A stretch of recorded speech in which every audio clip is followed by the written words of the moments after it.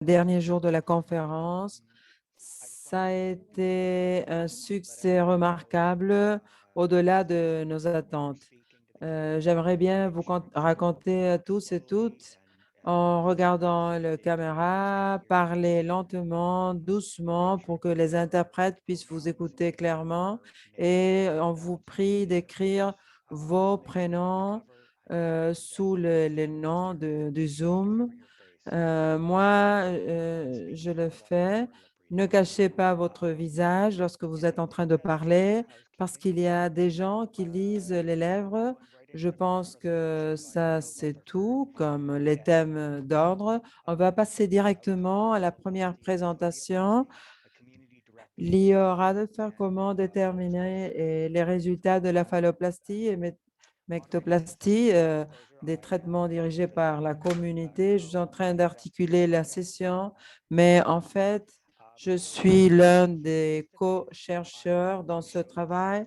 Lio n'a pas pu être avec nous aujourd'hui. C'est pour ça qu'on va reproduire sa vidéo et je pense que sur Huva, il va pouvoir répondre aux questions.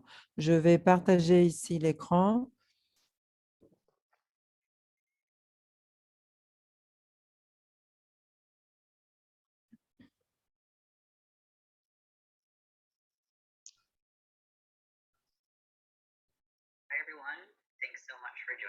Can everybody hear that?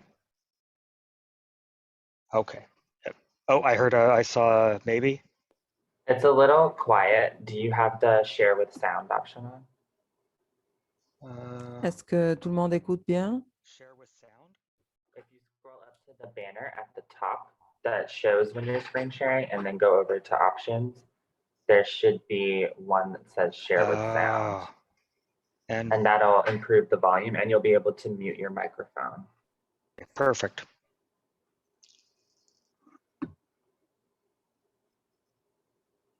All right, let's start this again. Alors, on va recommencer.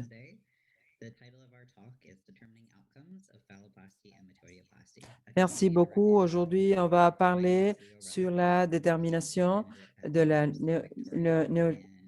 Alors, on est candidat, Léo Rutherford, candidat au Canada. Aujourd'hui, nous avons aussi Eurostar et aussi assistant de la coordination. Nos co-auteurs et producteurs du projet se trouvent sur la liste par ordre alphabétique. Ils vont suivre. On va vous donner plus d'informations sur les auteurs. Les interprètes demandent de reproduire la vidéo à une vitesse mineure. Voilà, très bien. Là, tu peux changer la vitesse. Merci beaucoup. Oops, I didn't mean to do that though. Hold on.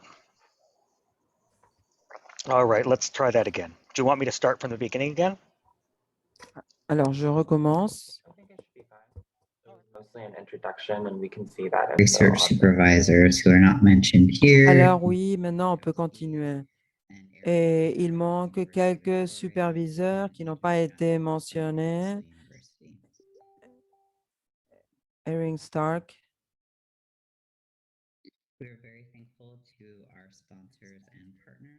Nous vous remercions à nos sponsors et partenaires dans ce projet qui inclut l'Institut du Canada, du ministère pour la Santé, aussi la CBRC, l'Université des Victoires, Transcare BC.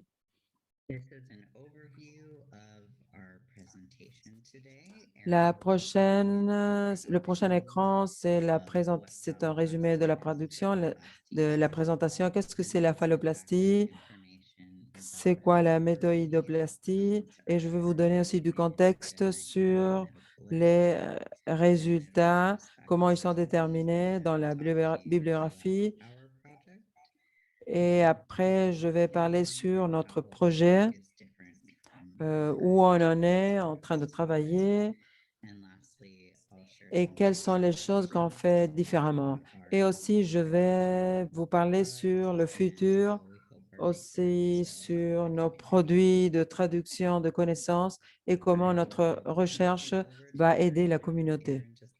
Je vais donner alors la parole à Aaron.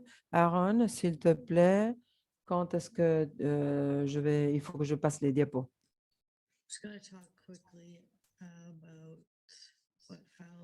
Bon, je vais parler de façon très vite sur la phalloplastie et métoïdoplastie.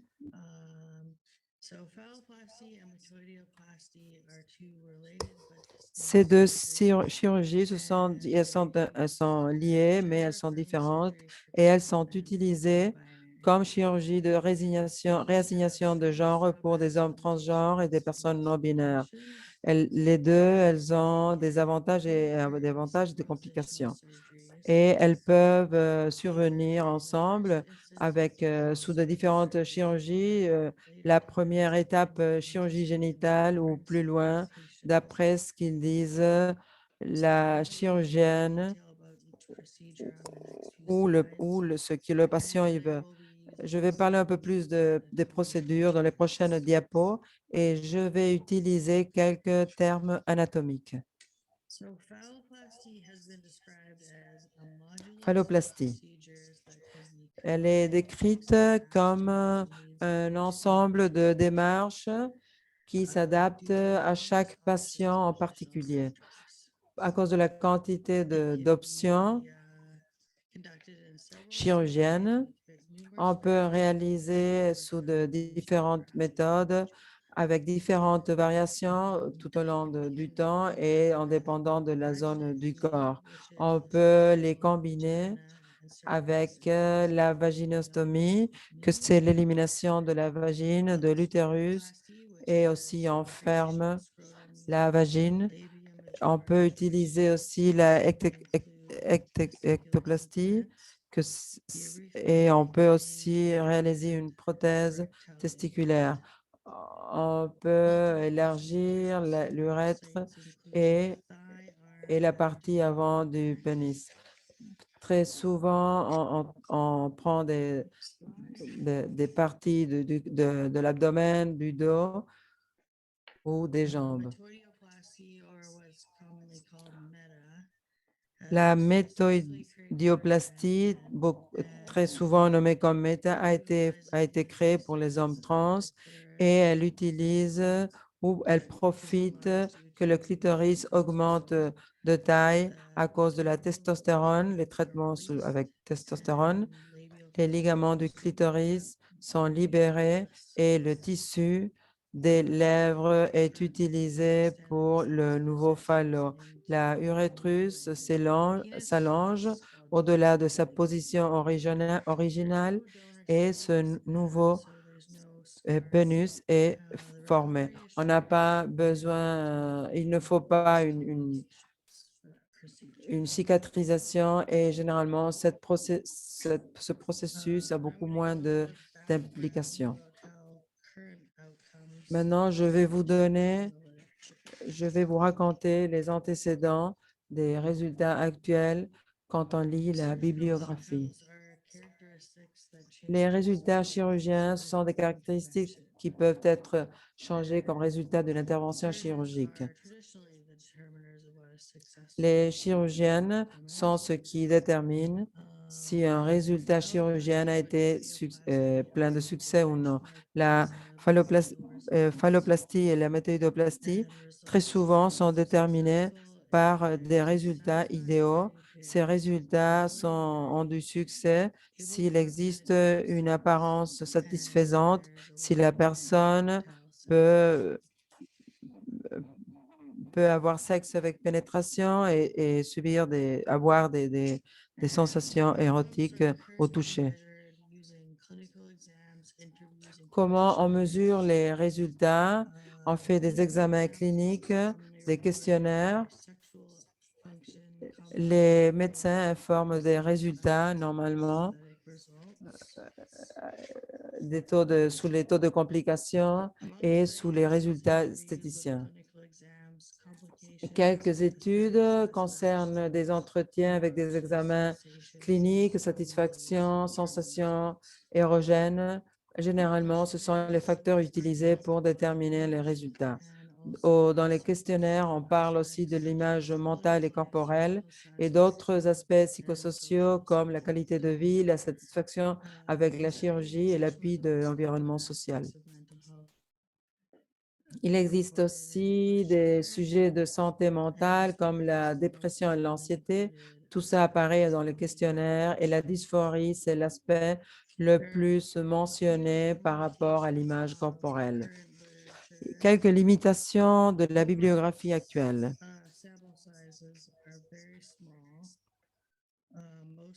La taille de l'échantillon est très petite parce que généralement, les études incluent jusqu'à 24 patients. Ils utilisent un échantillon de convenance qui peut être utile pour recueillir de l'information, mais la taille de l'échantillon ne génère pas de données qui puissent être représentatives pour voir les résultats, tous les résultats des patients. Des instances uniques de recueillement de données et généralement, on ne parle pas avec les patients sur le mesurement des résultats. La plupart des données recueillies à travers des examens cliniques font partie des rapports de suivi des patients tels que besoins de chirurgie, différents taux, les soins de la cicatrice. On ne parle pas beaucoup sur la santé mentale et sur l'image corporelle. Merci beaucoup. Merci beaucoup, Aaron. Bon, j'adore être ici pour parler sur nos projets. Le titre du projet de recherche est Progress pour méthodoplastie et phalloplastie. C'est un acronyme qui signifie les résultats des patients sur la reconstruction générale et expérience de satisfaction chirurgienne, évidemment en anglais. Voilà un travail qui est en cours. En effet, je vais travailler avec un designer graphique pour pouvoir améliorer le logotype. Alors, l'objectif de notre projet, nous voulons réaliser des changements dans la bibliographie médicale sur la phalloplastie et la méthodoplastie. Et ce qui est plus important encore, nous voulons vous donner aux patients plus d'infos sur quelles sont les atteintes, s'ils vont passer par ces chirurgies, comment ils vont être récupérés, comment c'est le processus de préparation, etc. Voilà comment les superviseurs, ils sont les superviseurs de l'équipe. On a aussi d'autres intégrants qui ont de l'expérience en méthodoplastie ou phalloplastie. C'est pour ça qu'on prend des mesures conjointement à partir d'expériences personnelles, de connaissances ou des connaissances qui nous ont fourni d'autres intégrants de la communauté. Nous venons des États-Unis et du Canada. C'est pour ça qu'on a des expériences avec des différentes équipes chirurgiennes et des différentes expériences de vie en général. Nous attendons recruter 300 participants de tout le monde pour qu'ils participent dans cette interview, enquête qu'on est en train d'élaborer et qui sera lancée prochainement. Même si d'autres projets de recherche incluent quelques patients précédents du projet qui ont passé par cette expérience de la chirurgie, les chirurgiens ont cherché les résultats, ont étudié les résultats de ces patients, mais il y a plein d'autres aspects qu'il faut tenir compte concernant les participants et sur d'autres aspects qui sont débattus actuellement dans la littérature académique. Notre enquête inclut quelques sujets qui sont importants, qui manquent dans la bibliographie actuelle. Sur l'écran, vous pouvez voir afficher quelques exemples. Par exemple, qu'est-ce qu'elles font les personnes pour se préparer pour la chirurgie? Comment elles se sentent au début de la chirurgie? comment aussi c'est le processus de consentement, l'évaluation pour la chirurgie, si l'évaluation est utile ou non. C'est aussi le type de connaissances qu'elles ont les personnes sur la chirurgie avant, préalablement à la chirurgie. On mentionne non plus dans la bibliographie les rapports, les relations entre les médecins et les patients. Et aussi, il faut tenir compte de l'usage de quelques équipements chirurgiens et comment ça peut affecter, toucher les patients. Très souvent, il n'apparaît pas le thème de la dépression post-chirurgie dans la bibliographie et il faut en tenir compte lors de la préparation pour la chirurgie et en général pour le moment post-chirurgien. On va vous raconter sur notre processus. Notre processus de recherche actuellement, nous sommes en train d'élaborer une enquête pour pouvoir recueillir les données. Après quelques réunions, on a décidé d'inclure quelques thèmes, quelques sujets, comme je l'ai déjà mentionné avant, et d'autres choses. On va continuer à établir quelques questions du questionnaire. On est en train de prendre des décisions conjointement à travers la votation. On va voir, on verra quand est-ce qu'on va lancer l'enquête. Ça sera normalement en anglais et peut-être traduite vers l'anglais, le français. Aussi, l'analyse et l'interprétation des données. On va là travailler avec le moment de la récupération de la chirurgie, comment celle-ci a touché ou touche le bien-être des personnes. Et on va aussi parler de quelques groupes dans les résultats de l'attention chirurgienne ou les rapports avec les médecins chirurgiens. Aussi, des activités de traduction de connaissances. Tout d'abord, on va se centrer dans l'impact sur les intégrants de la communauté. On n'a pas encore décidé quel type d'activité de traduction de connaissances nous allons appliquer. Et je suis persuadée qu'au moins, on va réaliser quelques rapports pour les communautés, des infogrammes, compte tenu des réseaux sociaux. Et nous attendons avoir un panel très simple pour que les gens puissent voir les données statistiques et pouvoir faire des consultations sur les données que vous trouverez intéressantes concernant le projet. Ce projet est très intéressant pour moi. C'est le début parce que ça fait partie de ma thèse. Après finir le doctorat, j'aimerais bien continuer à travailler dans ce domaine pour pouvoir aider avec les tendances et pouvoir créer de la recherche autour de ces sujets pour qu'on puisse continuer à mesurer les résultats de la phalloplastie et de la métoïdoplastie. Nous espérons, en tant que groupe de recherche, qu'on puisse améliorer l'inclusion dans la communauté et aussi garantir que la recherche soit importante et adéquate pour notre communauté. L'enquête peut être faite en présentiel, mais aussi vous pouvez nous demander si vous avez des consultations.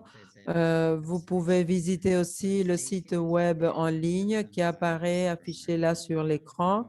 Vous pouvez aussi faire des consultations sur la web si vous avez besoin d'informations, si vous voulez quelques nouvelles sur le projet.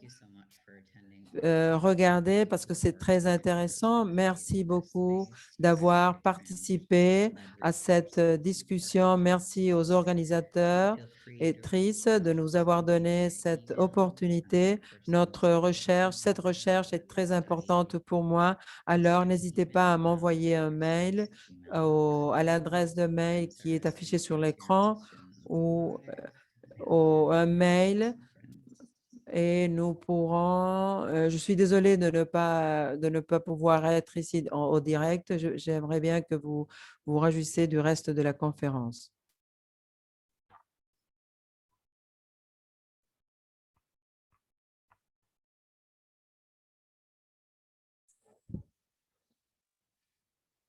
To unmute myself. Désolé, j'ai oublié d'allumer le micro. Merci Léo pour votre présentation. J'espère que vous pourrez chercher plus d'informations sur cette recherche qui semble être un très bon projet fondé sur la communauté. Maintenant, nous allons aller à la prochaine communication. Voyons quelles sont les implications pour le travail clinique pour le jeune transgenre et non-binaire à partir d'une étude qualitative du climat politique aux États-Unis en 2016-2018 de Jessica Kant, qui a travaillé avec des adolescents transgenres et qui a une expérience de première main, des expériences de cette population. C'est l'analyse chef du Boston Children's Hospital et thérapeute familiale. Elle veut donner un cadre sociopolitique aux discussions thérapeutiques. Comme femme trans, elle utilise son expérience comme thérapeute et ses expériences aussi dans l'analyse des forces sociales qui affectent la population transgenre et la jeunesse transgenre. Avant de commencer, j'ai laissé sur le chat un lien tri. Je crois que ça va vous montrer tous les liens auxquels vous aurez, dont je vais mentionner. Vous pouvez les visiter. Et il y a de différents types de matériel par rapport à de différentes connaissances, expériences, pratiques auxquelles je vais faire référence, des informations sur les familles avec lesquelles j'ai travaillé.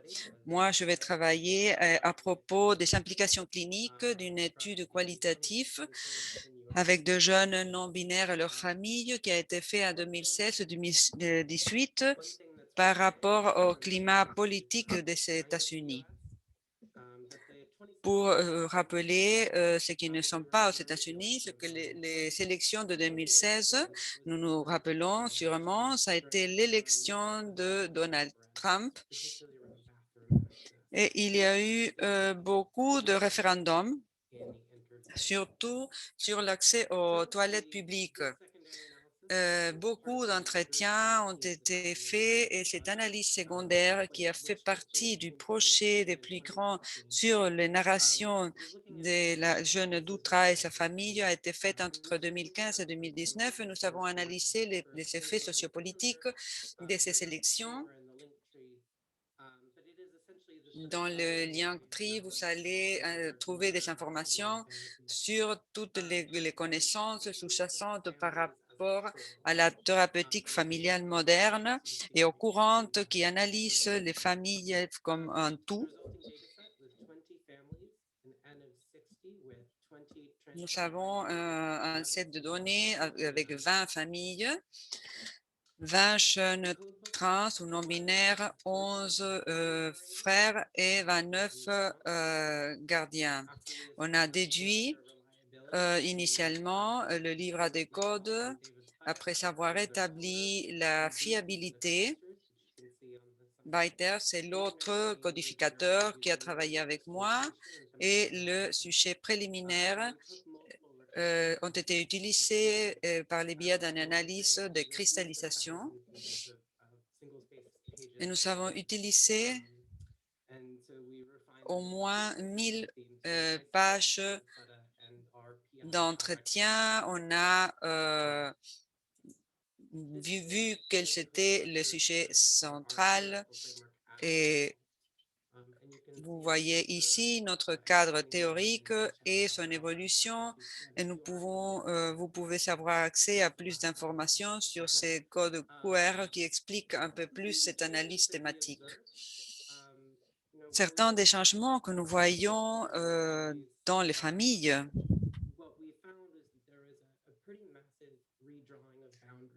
quand nous les avons étudiés, nous avons vu qu'il y avait une nouvelle démarcation de limites. Par exemple, le centre familier, c'est-à-dire pas les familiers immédiats de la famille qui étaient peut-être très conservateurs et on aurait pensé qu'ils allaient rester en dehors de la famille ou que nous serions espérés que les communications soient coupées comme pour protéger la jeunesse non-binaire ou trans. Peut-être dans certaines occasions, il y a eu une certaine exclusion de certains des membres, peut-être pour les différences politiques entre les familles. Et cela, c'était un climat très tense qui a provoqué ces ruptures. La bibliographie sur thérapie familiale nous dit qu'il y a de formations de coalitions et d'alliances, même si le mot coalition a une connotation négative, les alliances ont été très utiles. Peut-être les sœurs et frères qui se sentaient marginalisés ont pu se réunir et s'appuyer mutuellement pour passer la période des élections. Quand il y a des changements rapides dans les familles, les médecins, nous devons faire attention aux changements dans les familles. Par exemple, qu'est-ce qu'ils perdent? Ils peuvent perdre l'appui familial, ils peuvent avoir de pertes en termes économiques, mais aussi des pertes dans le soin des enfants ou parfois, il y a une séparation entre les membres de la famille et moins de possibilités pour que les personnes qui font la garde puissent exprimer leurs sentiments. Graham présente un exemple, je dirais, ceux qui travaillent avec la thérapie familiale, d'utiliser les génogrammes tels que l'on voit sur l'écran, c'est un exemple, et les patrons d'interaction au fur et à mesure que vous les identifiez pour pouvoir analyser les changements le long du temps. Les changements dans la structure de la famille ont pu être identifiés à travers les langages utilisés. Mon copain est d'accord, il réagit de la même façon, mais il y a très longtemps que je ne parle pas avec ma famille de cela. Ma mère a appuyé Trump, ma famille non. On a accordé de ne pas parler de l'élection et du président. On a décidé de ne pas parler de politique. Tout le monde chez moi, par exemple, mon père appuie Trump, pas tout le monde dans ma famille, mais le reste de ma famille n'appuie pas Trump. Je sens que son opinion par rapport aussi des trans ne sont pas les mêmes que le mien. Ici, il y a des différences importantes qui sont verbalisées à travers le langage et que sont les membres de la famille sont nommés ceux qui ne sont pas d'accord. Par exemple, lorsqu'on parle avec des enfants ou des jeunes, je dis, je vois que vous avez fait une distinction entre votre père et ta mère et le reste de la famille. Est-ce que tu peux me parler de ça? Est-ce que sa division a été toujours présente? Et c'était le type de questions que je posais à l'enfant ou au jeune. Il est important que le jeune se rendre compte de ces changements dans la terminologie et dans les termes utilisés qui marquent certains changements dans la relation. Il est probable qu'ils internalisent la culpabilité de cet changement. Il faut être clair dans les messages que nous communiquons. Il y a différents cadres pour pouvoir aborder ces changements dans les systèmes familiaux, des systèmes et le cercle de sécurité de Sonia Parker, tel que vous le voyez sur l'écran. Nous avons le cercle central et à mesure que l'on s'éloigne du centre, nous voyons, on sait ce qui se passe, ce qui ne se passe pas, avec qui on est plus ou moins d'accord. Et le fait de se concentrer sur le qui, il ne faut pas donc expliquer tellement le besoin de voir recours à un appui extérieur. Nous parlions aussi de la misinformation et tout ce mouvement nouveau. Je veux dire aux médecins que ce n'est pas une option d'être consciente ou non, ou le fait d'être informé de ce que arrive à la communauté trans. Ça applique pour la misinformation, la mauvaise information, pour le message qui frappe la communauté trans. Il faut confier sur des sources fiables et parfois, certains d'entre vous connaissez Jack Turban. Je crois que son travail à propos de Abigail Schreiner est très utile parce que malheureusement, nous voyons beaucoup de parents qui lisent sur le RGB et en tant que médecin clinique peut aider à opposer ces sentiments négatifs. Nous avons également des frères et des gardiens qui essaient de protéger leurs frères ou sœurs trans contre tout ce qui est négatif qui se passe. Ça a été manifesté comme des différences entre les participants, mais les personnes qui font la garde disent que ça a un effet négatif sur les familles ou leurs membres parce qu'il y avait beaucoup de doutes chez les gardiens par rapport à la réaffirmation de l'identité des genres de leurs enfants. Certains de ces aspects peuvent tomber dehors le domaine de notre travail en tant que thérapeute, mais à la Nouvelle-Zélande, en Australie, ces courantes sont plus courantes. Je vais parler un petit plus lentement. Les cartes de déclaration ou de position que nous voulons reconnecter les valeurs des personnes qui participent à cette prise de décision. Les gardiens, à leur tour, sont entourés d'autres gardiens et parfois, ils ont besoin de réaffirmer leurs décisions et se sentir appuyés dans leurs décisions. Ici, vous pouvez voir dans ces codes QR beaucoup plus de suggestions et de recommandations que je donne pour la thérapie familiale. Merci beaucoup. Merci de votre présentation, elle a été très bonne. Maintenant, nous allons recevoir Sébastien Barr. Je vous demande une seconde, je dois trouver la vidéo de sa présentation.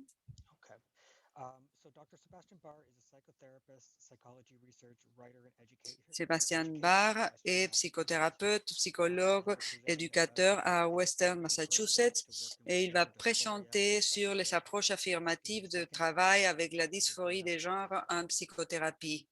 Je vous demande 2 secondes, s'il vous plaît. Je vais reproduire sa vidéo sur l'écran.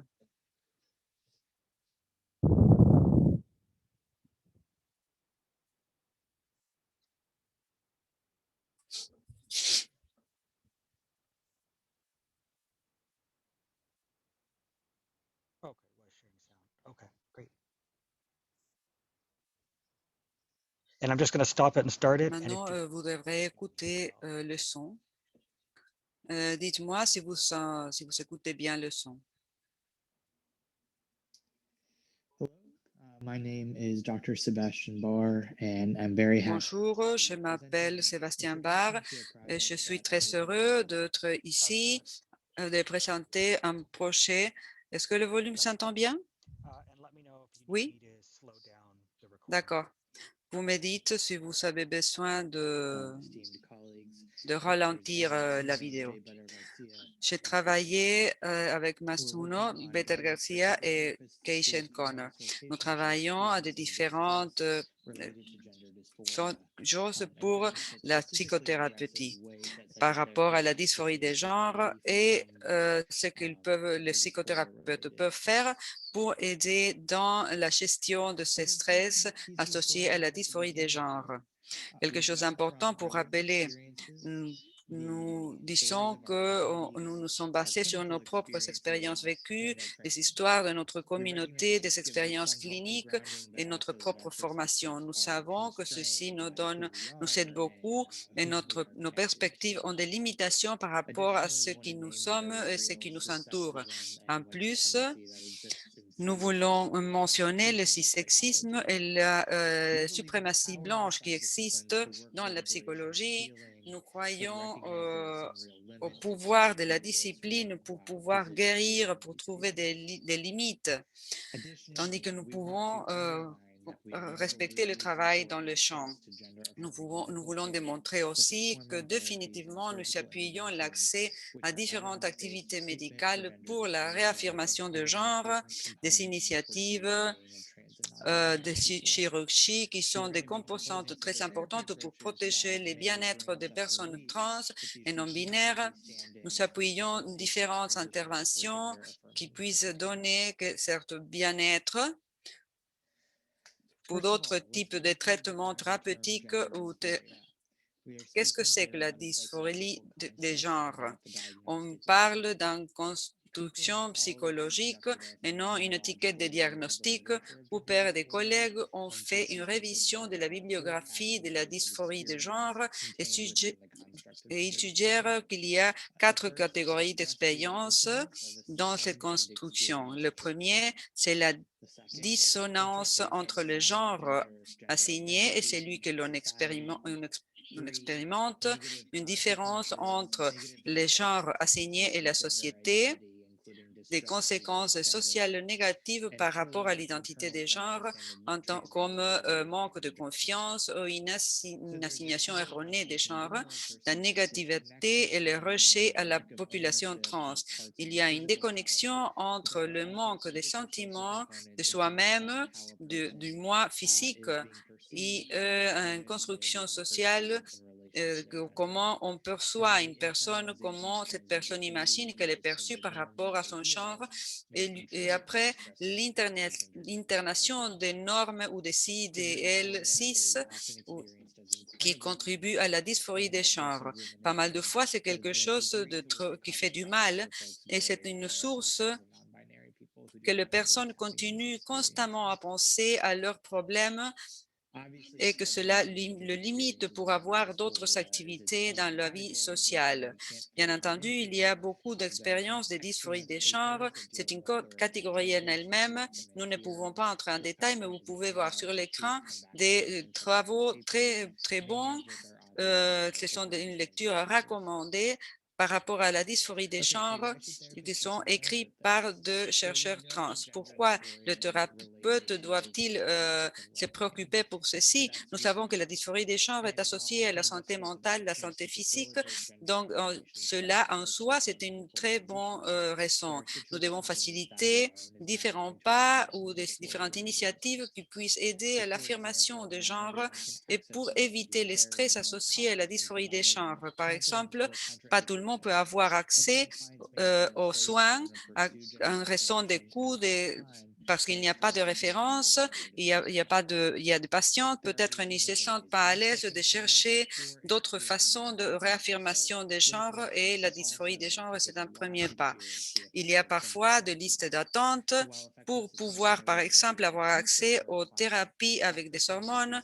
Donc, peut-être ceci peut être bon à long terme et nous devons voir quel est le stress et l'anxiété que les patients sont à ce jour.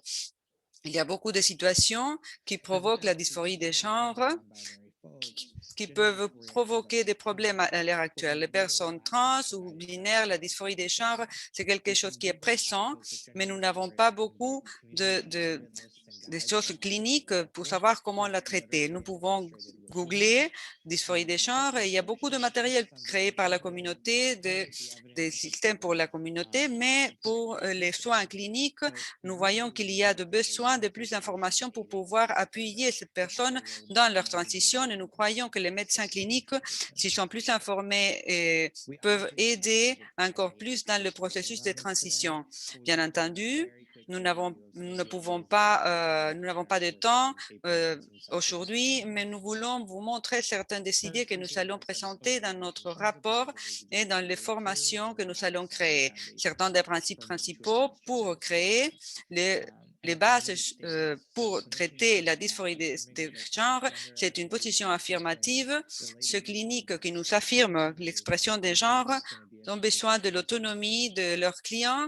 Bon, ils ne vont pas être des associés effectifs pour ce travail.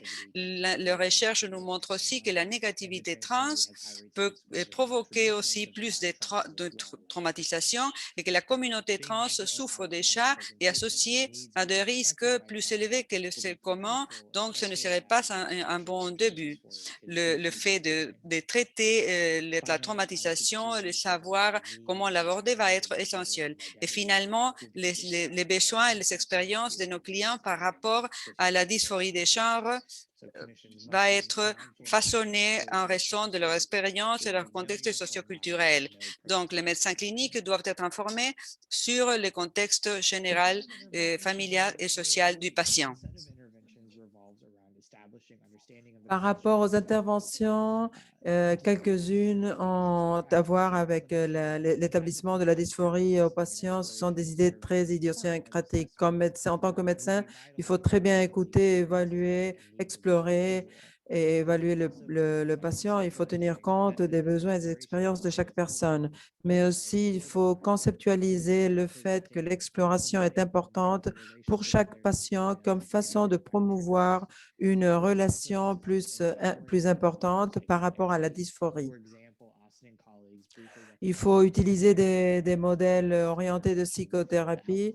Par exemple, mes collègues suggèrent des interventions psychoémotionnelles pour que les patients puissent utiliser des métaphores ou des expressions non verbales pour exprimer leurs émotions et augmenter l'autocompréhension. C'est pour ça que très souvent, on suit les patients dans des études qualitatives où ils parlent de leurs expériences avec le genre. Il y a aussi d'autres interventions par rapport à la psychothérapie.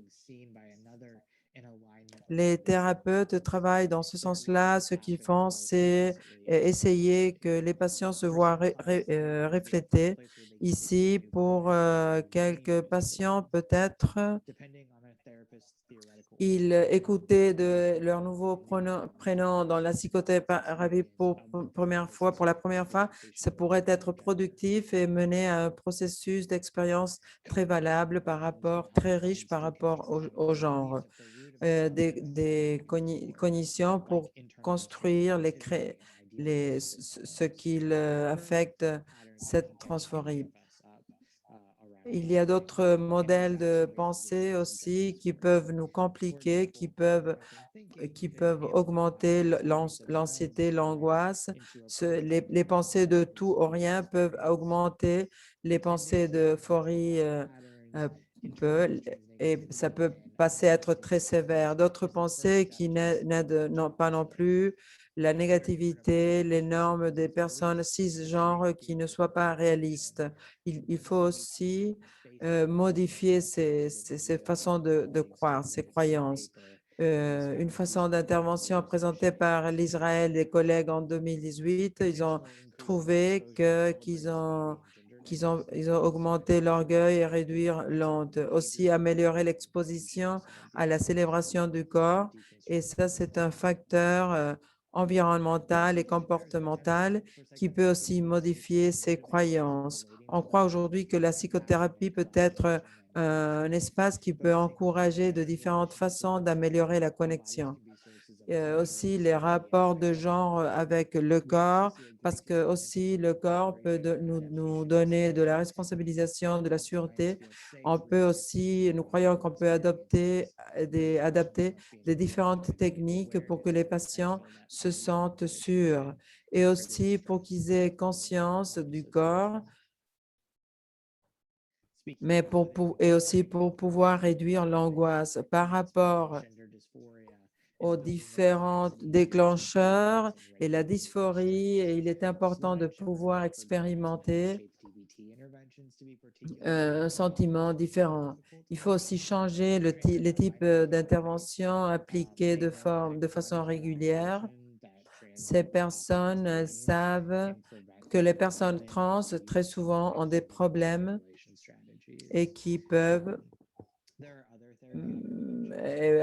utiliser des stratégies de régulation émotionnelle. Il y a aussi d'autres thérapies comme la psychodynamique qui peut être appliquée aussi pour améliorer les niveaux d'angoisse.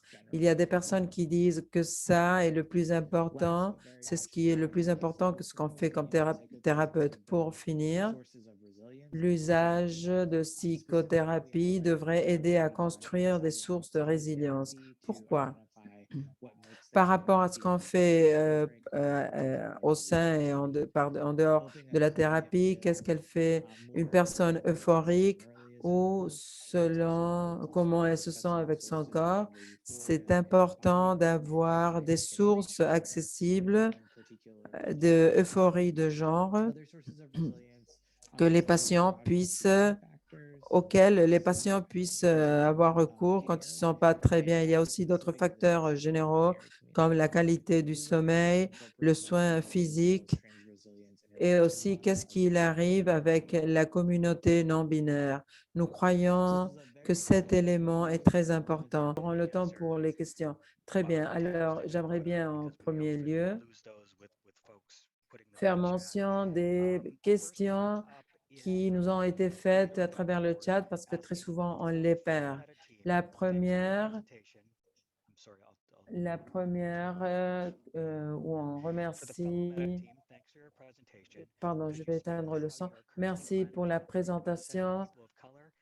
Pourriez-vous nous raconter comment vous allez recruter des personnes de couleur avec handicapés et d'autres minorités parce qu'ils ont des expériences et ils ne sont pas ou ils sont sous-représentés dans ce genre de chirurgie?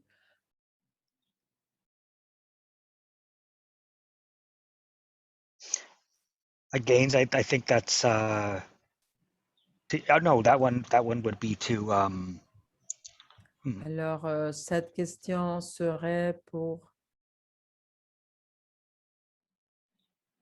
Donnez-moi une seconde.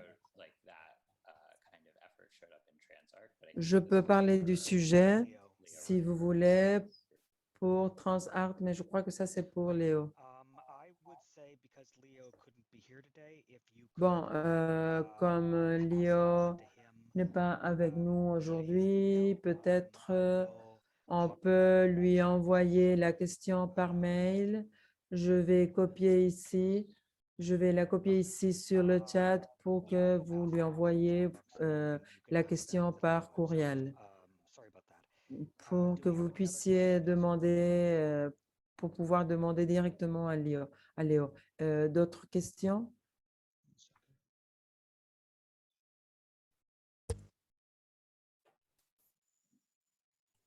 Can I ask one? yeah. Est-ce que je peux poser une question? I'm Oui, vas-y. how these teams, like how these J'ai intérêt de savoir comment ces équipes de recherche willing to talk about that. se sont rassemblées. Si quelqu'un pouvait me raconter un peu plus. I'm happy to talk about that. So it's been a sort Je of peux long, parler du sujet si vous voulez. primarily Ça a été comme un processus à long terme. me and the team at Oregon En premier lieu, avec le docteur et l'équipe en Oregon Health Sciences, outcomes research. ce qu'ils ont essayé de faire, c'est d'établir la recherche sur les résultats dans la chirurgie de réassignation de genre.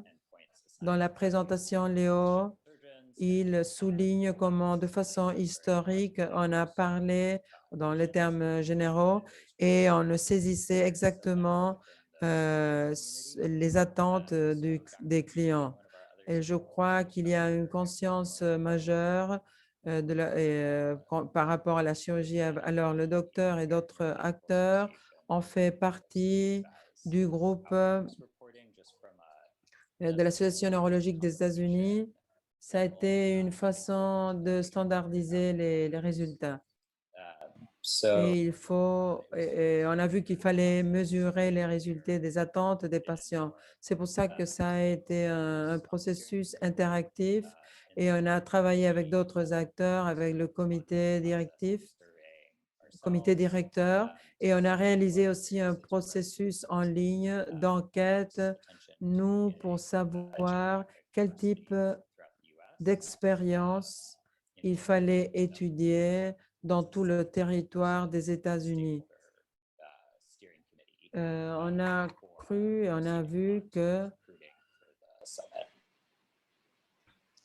on a évalué les intégrants du comité directif avant de passer à l'étape suivante. Merci beaucoup pour cette réponse plus détaillée. 2 secondes, s'il vous plaît. No, there is a question. Can I speak to a question that was put on the HUVA? Yeah, absolutely. Sorry, I'm just jumping. Il y a une question sur Hoover. Est-ce que je peux la répondre? No, no worries. Oui, bien sûr. Je suis en train d'aller d'une plateforme à l'autre pour chercher les questions. J'aimerais répondre à la question par rapport aux changements qui se sont passés par la pandémie. En tant qu'épidémiologue social et thérapeute, j'espère que ma présentation a montré quelque chose. L'une des choses qui ont été utiles en réalité, c'est qu'on est en train de sortir de la pandémie. Il y a un livre de Alex T.E.C.T. pour l'identité des genres. Et là-bas, on mentionne différents exercices pour essayer d'exprimer nos peurs, par exemple l'anxiété après la pandémie, surtout concernant l'hostilité qui est de plus en plus visible. J'ai trouvé que cela a été très important. Et moi, quelque chose que j'aimerais voir aussi par rapport à la question de séparer la dysmorphie de genre et de la dysphorie de genre. Avant mon premier travail, avant ma première bourse, moi, j'ai travaillé sur Mass Genre, sur les instructions de Sabrina Williams, qui faisait des travaux par rapport à la dysphorie des genres. Et elle avait écrit 2 articles ou livres qui étaient concentrés à partir de la dysphorie interne. La dysphorie se passe parce que nous vivons dans un monde sexiste. Les idées et la psychologie libèrent cette bibliographie à partir d'un point de vue interne. Il y a certaines recherches qui montrent que les personnes qui souffrent de dysmorphie corporelle font un processus de réponse à la peur. Il y a beaucoup de travail de UCLA à propos de cela. Et l'une des hypothèses, même si ce type de recherche est très cher, le long du temps, quand nous regardons dans le miroir, nous nous concentrons sur les aspects qui nous préoccupent le plus et nous ne donnons pas d'importance à d'autres parties du corps. Par exemple, si moi je sens la dysphorie par rapport à mon visage, c'est la seule chose que je vais voir. Alors, moi, j'ai expérimenté avec une espèce de reprogrammation du point de vue neurolinguistique, disons. Il est important peut-être d'explorer ces possibilités avec les patients trans, même si la dysphorie en général part de la partie extérieure. Il est très important de voir, d'analyser la partie interne, comment on internalise cela. C'est peut-être une bonne option pour commencer à aborder toutes ces souffrances et cette angoisse.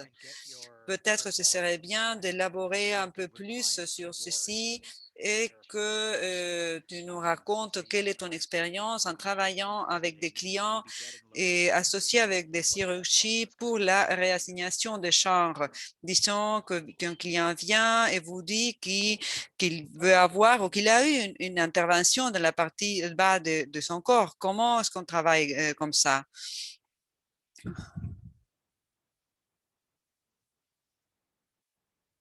Sorry, Jess, I wonder if you could speak to that. Est-ce que vous pourriez me dire quelque chose à ce propos? Pardon, je n'avais pas habilité mon micro. Je pensais que vous vouliez une réponse plus tard.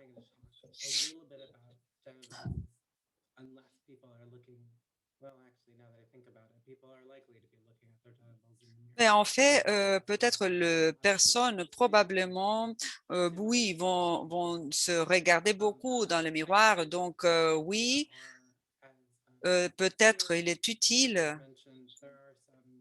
de parler.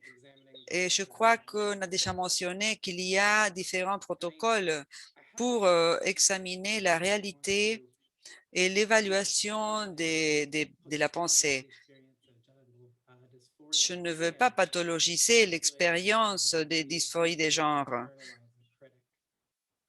Et je crois aussi que parfois, nous internalisons les critiques et peut-être nous attribuons un poids encore plus important parce qu'une partie de notre intérieur, je voudrais parler sur comment est-ce qu'on internalise une contre-critique, disons, de voir comment les personnes chèrent leurs expériences pendant qu'elles s'attendent. Ils s'attendent de cette chirurgie, par exemple. Francisco, je crois que tu as une question. Oh no, I already asked mine. Non, non, moi, j'ai déjà posé ma Read it, question. or you could read it because I'm recording in Spanish, so I think I'm going to mess up the recording. Peut-être tu peux lire l'autre question parce que moi, je suis en train de faire l'enregistrement en espagnol. I'm happy to also. Je crois qu'on est déjà en train d'écrire la réponse, oui, mais bon, je peux la répondre ici maintenant, si vous voulez. So it's something that Oui. definitely the question was around discrimination. La question c'était sur la discrimination Larger bodies or fat people. par l'indice de masse corporelle et ces personnes qui sont plus gros, disons, au moment de subir une chirurgie de réassignation des genres, ben, je devrais le réaffirmer, mais les groupes étaient assez grands, mais je crois que ça a été une partie explicite de notre interview, de notre enquête du comité de direction, que cela ait été un aspect principal, mais oui, cela peut être analysé par rapport à l'accès. Je crois que ce n'était pas une des questions qui ont été priorisées dans la recherche. Je sais que mon propre équipe de recherche est en train de faire une étude plus détaillée de ces facteurs de l'indice de masse corporelle. Je sais que l'association TIPAD a fait de travaux par rapport à ces sujets. J'aimerais bien faire une contribution, mais malheureusement, il n'y a pas beaucoup dans le rapport de TIPAD sur ces sujets en particulier. Mais oui, sans doute, ce serait très intéressant de pouvoir faire d'autres travaux à ce propos. Merci. Sur le chat, on est en train de poser des questions. À Transcarc, oui, ça a été une des priorités, mais dans la liste de 26 priorités. Ça n'a pas été l'une des 8 priorités qui est surgie dans l'enquête de Transcarc. Et nous allons envoyer par Twitter le poster de l'indice de masse corporelle, mais ce ne fera pas l'une des sessions, ce sera une des posters que vous aurez sur la plateforme. Je ne sais pas, mais en général, si vous vous souvenez, quelles sont les conditions requises de l'indice de masse corporelle. Comment l'expliquer? Selon mon expérience, quand les personnes analysent le fait de subir une intervention chirurgicale, il y a des conditions de l'indice de masse corporelle qui sont difficiles à comprendre. Pourquoi ils sont si stricts, s'ils sont flexibles à propos de ça? Qu'est-ce que vous pourriez me dire? Dans le contexte des États-Unis, je sais que ça c'est différent. Dans les autres systèmes de santé, ici n'est pas standardisé. Je crois qu'il y a un chiffre que probablement vous la verrez ou vous l'écoutez ou vous pouvez l'écouter. quand les chirurgiens, might be higher in the US than in other health systems. si c'était disposé à faire la chirurgie, que le point de coupe, peut-être aux États-Unis, le chiffre est plus élevé, mais je ne peux pas le dire en toute sécurité. Sans doute, c'est une conversation que nous devrions avoir. Je crois que il y a une certaine tendance qui gagne comme partie de la santé trans. Ce serait un bon sujet pour nous. Ce serait bien de chercher plus d'évidence par rapport à l'indice de masse corporelle et son relation aux chirurgies de réassignation des genres. J'aimerais que ce serait un sujet de plus de recherche, de faire des travaux, collaborer avec d'autres personnes sur ce sujet en particulier. Oui, merci. J'espère que vous pourriez nous envoyer ce lien de l'article. Vous mettez-le sur le chat. Nous avons 2 questions en plus.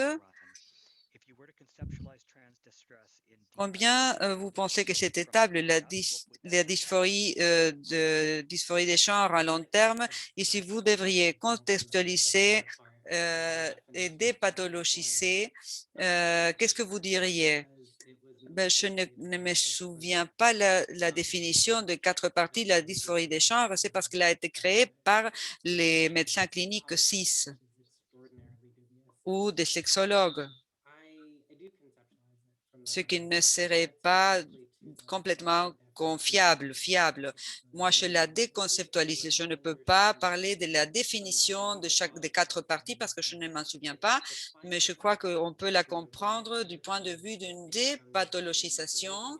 C'est que il y a une bifurcation. Nous vivons dans un monde qui nous rejette par comment nous nous comprenons nous-mêmes et d'autre part, ce sont des concepts assez occidentaux et dans les standards de beauté de la suprématie blanche qui viennent également de l'étranger, de l'extérieur et que nous internalisons et que nous savons comme idéaux de beauté qu'on ne peut pas atteindre. Ce sont les 2 aspects que je crois qu'il faut considérer dans la dysphorie des genres, mais je ne peux pas parler de ce modèle en général. Je crois que Games est en train de d'écrire la réponse de la question suivante, mais je vais la lire. Davenport dit que ton équipe fait beaucoup pour travailler avec les personnes BIPOC. Ce sont des personnes noires, indigènes et de couleurs. Merci pour ce travail. J'aimerais aussi faire savoir comment votre équipe aborde la discrimination pour les personnes obèses. Je crois que l'on a déjà dit, mais bon, sans doute, j'aimerais bien contacter avec Silon. On pourrait parler plus de ces sujets sur le chat. J'ai laissé aussi un lien à un article qui a trait à ces sujets. On arrive à la fin de cette séance. Donc, nous devons fermer cette salle pour ouvrir la prochaine session. Mais Game Chess, est-ce que vous avez des commentaires pour fermer? Non, rien d'autre pour dire. Merci à tous de vos questions. Merci, les présentations ont été très bonnes. Et s'il vous plaît, visitez la plateforme Whova et vous pouvez continuer en contact avec Games ou Chess et avec d'autres canaux si vous avez d'autres questions. Je ferme donc ces salles et on la rouvre pour la prochaine session. À tout à l'heure.